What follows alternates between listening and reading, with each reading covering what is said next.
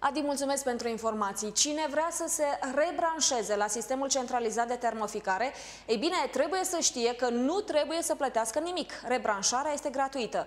Odată cu modernizarea rețelei de termoficare, spun autoritățile, și prețul gigacaloriei a scăzut la Brașov și a ajuns astfel la 170 de lei. La Brașov mai sunt branșați la sistemul de termoficare puțin peste 12.000 de oameni, în condițiile în care în anii 90 erau 80.000 de apartamente.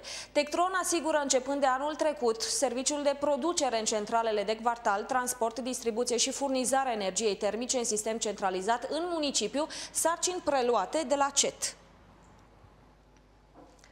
Alături de noi Sorin Mateciuc, șeful Departamentului Distribuție Furnizare Tectron, și Virgil Mușătescu, profesor la Universitatea Politehnică București, dar și președintele Asociației de Politici Energetice din România. Bună seara, domnilor, bine ați venit! Înțelegem că rebranșarea este gratuită. De când se va întâmpla concret asta, domnule Mușătescu? Deci rebranșarea este gratuită și fiecare cerere de rebranșare poate să fie depusă chiar de astăzi. Putea să fie chiar depusă în urmă cu 2-3 săptămâni privind rebranșarea. Ce acte le trebuie celor care vor să se rebranșeze? În primul rând, pentru a respecta condițiile legale, ar trebui, dacă stau într-un condominiu, trebuie să fie, în primul rând, acceptul asociației de proprietari. După care vom analiza din punct de vedere tehnic posibilitățile de rebranșare. Dar ce se întâmplă dacă în acel bloc sunt mai mulți oameni care au centrale proprii de încălzire? Păi, problema se pune la rebranșare pentru acești oameni care au centrale proprii, prin scăderea prețului. Dar dacă eu, de exemplu, locuiesc într-un bloc, am centrală proprie și vreau să devin abonat al Tectron, ce fac dacă ceilalți locatari nu-mi dau acceptul? Pentru că au și ei centrale proprii și vor să rămână așa.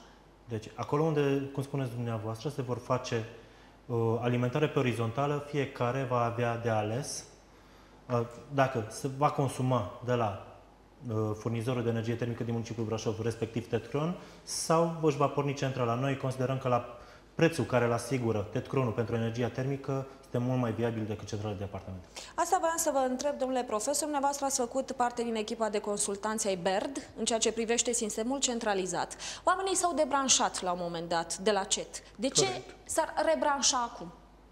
Din multe motive. În primul rând, dacă vorbim de Brașov, sigur că lucrul ăsta se întâmplă peste tot.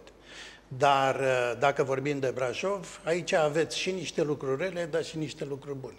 Și hai să gândim cum să transformăm lucrurile rele în lucruri bune. De exemplu, în primul rând aveți niște pierderi pe rețelele respective destul de importante. Păi dacă sunt mari pierderile, înseamnă că dacă realizați înlocuirea acelor rețele și câștigați mult. Asta unde se va simți? La ce pierderi vă referiți? La pierderile din rețelele mari sau cele din bloc? Ambele, nu. Cele de transport și respectiv distribuție. Nu vă întreb întâmplător asta pentru că în 2010 Brașovul era pe locul 2 la nivel național în ceea ce privește pierderile de energie termică în sistemul centralizat. Din câte știu eu. Eu știu că e Reșița pe primul loc. Reșița și Deva erau înaintea noastră. Da. Bun, deci Brașovul are această oportunitate ca să-și îmbunătățească exact transportul și distribuția, iar noua strategie a Tectronului este exact în acest sens. Bun, în al doilea rând, dacă cineva este foarte bine informat, apropo de avantajele și respectiv dezavantajele pe care le au cele două sisteme, individual și cel centralizat, ar trebui să aleagă pe cel centralizat. Păi de ce? Că până acum toată lumea spunea, pune centrală, că e mai bine să ai centrală proprie. Nu toată proprie. lumea spunea. Cei care spuneau, evident, erau interesați ca să vândă centralele respective. Corect, pe de o parte. Pe de altă parte, evident că o centrală individuală dă, să zicem, posibilitatea unui anumit comportament individualist în interiorul condominiului respectiv. Dacă revenim la Brașov, la sistemul centralizat, care sunt avantajele? În afară de faptul că spuneați dumneavoastră, nu mai avem pierderi pe rețea? Nu. Tectronul oricum gândește o anumită strategie, iar o bună parte din această strategie se referă la reducerea acestor pierderi. Bun. Asta face, de exemplu, ca să reducă costul. Pierderile erau pe rețeaua mare, de la centrala de quartal până la bloc, și apoi pe țevile din bloc. Cum veți rezolva această problemă? Deci, în primul rând, pierderile nu erau numai de la centrala aceea de Vartal. Pierderile erau împărțite în trei componente. Odată erau pierderile de la sursele mari, cum era CET-ul, supradimensionat pentru număr de locuitori rămași la sistem, care, la momentul actual, CET-ul este închis. Da? Sunt noi surse de producere de energie termice de înaltă eficiență. Deja, pentru rețeaua de transport, s-au făcut două mari investiții prin care se reduce rețeaua de transport cu peste 12 km, care automat, ca debit, ca energie termică și tot, se reflectă în bani. Automat, banii aceia sunt câștigați. Iar în al treilea rând, pierderile de pe distribuție. Deja avem lucrări de modernizare. Dar tot orașul va fi acoperit de aceste lucrări? Da. Sau când vor fi ele finalizate concret? Deci noi vrem ca în cel mult 2 ani să finalizăm aceste lucrări. Și în cei 2 ani ce se va întâmpla în factura concretă a omului? Deci deja numai ceea ce s-a făcut până acum, modernizarea surselor și inclusiv a celor două mari investiții de pe rețeaua de transport, ne-a permis să scădem prețul. Vă dați seama că toate acestea se vor reduce, se vor simți în facturile clienților, adică se vor reduce costurile de încălzire. Acum este, domnule profesor, gigacaloria la Brașov 170 de lei. Da. Din experiența dumneavoastră, când se vor fi terminat toate modernizările de rețea, la cât ar putea să ajungă prețul E greu de apreciat așa. Sigur, trebuie văzut cam cum se desfășoară lucrările, cum o să scadă aceste pierderi, dar probabil, apreciez așa, actualmente sunt peste 50% și o să ajungă cam la 25%, așa cum de altfel este acceptat și de către entitatea de reglementare. De altfel este ANRSC-ul care deja consideră pentru dânsii, în tariful respectiv, valorile acestea. Deci, transport plus distribuție, cam 25%. În iarna aceasta, un apartament cu 2 camere plătea în sistemul centralizat 238 de lei. O garsonieră în ianuarie 119 lei. La cât va ajunge concret factura în iarna următoare dacă oamenii se vor branșa? Bine, în primul rând trebuie să luăm și temperatura exterioară. Da? Știm foarte bine că anul acesta au fost temperaturi scăzute cu mult față de anii trecuți. Dar automat, dacă se păstrează aceleași temperaturi, cum a fost sezonul de încălzire trecut, la 170 de lei înseamnă un 14% din valoarea costului de încălzire, mai puțin, la sistemul centralizat. Și vreau să vă spun că o să fie mai mic, sigur, decât sistemul individual. Domnule profesor, comparativ cu alte orașe, pe ce loc se situează Brașovul în ceea ce privește prețul gigacaloriei, dar și un astfel de sistem centralizat? Nu.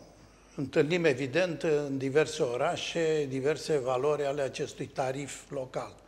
Brașovul se situează bine, pentru că există în continuare o parte din subvenții de la primărie. Dar sunt orașe care, cum ar fi Constanța, care ajung la 300 și ceva de lei și primăria nu dă decât banii necesari celor care sunt în așa numita sărăcie energetică. Adică nu sunt în stare să-și acopere factura cu banii proprii. Ajutoare de încălzire. Deci, prin ajutare de încălzire. Acum, apropo de Brașov, sigur, și eu aș vrea să subliniez faptul că aveți deja aici sursa care este de înaltă eficiență. Și această sursă de înaltă eficiență înseamnă, că m-ați întrebat ca o comparație așa între cele două tipuri de sisteme, această sursă înseamnă odată economie de energie primară, deci gaze, pentru producerea, față de producerea separată a energiei electrice și termice și, în al doilea rând, randamentul în sine îi permite ca să obțină bonusul pe care chiar Uniunea Europeană îl propune. Ce se va întâmpla dacă se va scumpi gazul metan? Păi cele două o să crească ca diferență, adică centralele de apartament o să simtă această scumpire, pentru că va fi o cheltuială directă la un randament per global mai mic decât cel. Cu cât poate subvenția acordată de Primăria Brașov să contribuie la costul final într-o Asta numai Consiliul Local poate să spună. Adică ce informații aveți în nu 2011 nu m-aș aventura pentru că e și o perioadă mai sensibilă. Vă dați seama. După 10 iunie dânsii vor putea să spună. Dar ceea ce este interesant de reținut este următorul lucru. Că datorită faptului că se consumă mai puțin combustibil, la nivelul societății, la nivelul Brașovului, dacă vreți, este evident că ceea ce se obține la nivelul societății în sine este mai mult, pentru că și elemente legate de impactul asupra mediului se pot lua în considerare. Și dacă luăm în considerare toate chestiunile astea, evident că, așa cum spuneam, se depărtează cele două. De exemplu, pentru centralele de apartament, problema importantă este, unu, de exemplu, la apartamentele care nu sunt încă reabilitate termic, ele totuși emit în afara blocului și se formează o perdea de monoxid de carbon, respectiv dioxid de carbon, iar oricine stă undeva mai sus, primește din plin, dacă deschide fereastra ca să-și ventileze apartamentul, acest lucru. Dacă apartamentul este etanșat corespunzător, ce se întâmplă? Aceste centrale consumă oxigenul de unde? Exact din acel apartament, unde mai sunt oameni, copii și așa mai departe. Dar care va fi impactul asupra mediului dacă ne branșăm la un sistem centralizat? Păi, impactul va fi mai mic oricum, pentru că am un singur coș, arunc undeva mai sus și pe de altă parte, pentru că este o sursă de înaltă eficiență, consumul față de producerea separată este mai mic, cu cel puțin 10%. Ce acte le trebuie celor care vor să se rebranșeze concret?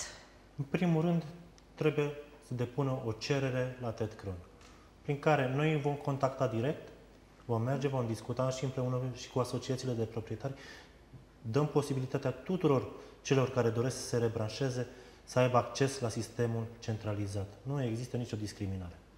Vă mulțumesc foarte mult pentru că ați participat la jurnal.